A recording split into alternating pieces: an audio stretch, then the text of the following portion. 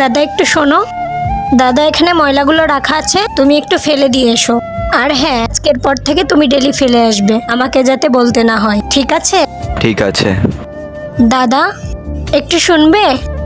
দাদা একটু ভেতরে আসবে? দাদা এগুলো আমার ডগের পটি, 2-3 দিন ধরে লোক আসেনি পরিষ্কার করার, তাই পরিষ্কার হয়নি। তুমি একটু পরিষ্কার করে দেবে, ঠিক আছে? কিন্তু ম্যাম। আবার কিন্তু কিসে? কোনো ভারী কাজ তো দেয়নি, হালকা একটু কাজ, আর পুরোটা পরিষ্কার করবে। ম্যাডাম, সব পরিষ্কার হয়ে গেছে, এবার আমি যেতে পারি? হ্যাঁ ঠিক আছে, যাও। Thank you. তুমি এসব এখন ছেড়ে দাও, পরে করে নিও। আসলে আমার ভেতরের টয়লেটটা নোংরা হয়েছে, তুমি একটু ক্লিন করে দিও। দেখুন ম্যাম, এইগুলো আমার কাজ না।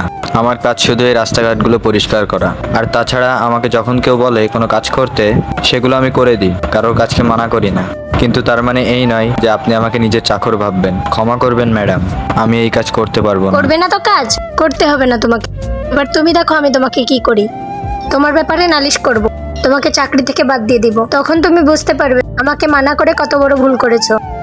তো বন্ধুরা, এরপর কি হলো তা জানতে হলে ভিডিওটি লাইক করে চ্যানেলটি সাবস্ক্রাইব করে কমেন্টে পার্ট 2 লিখে যাও।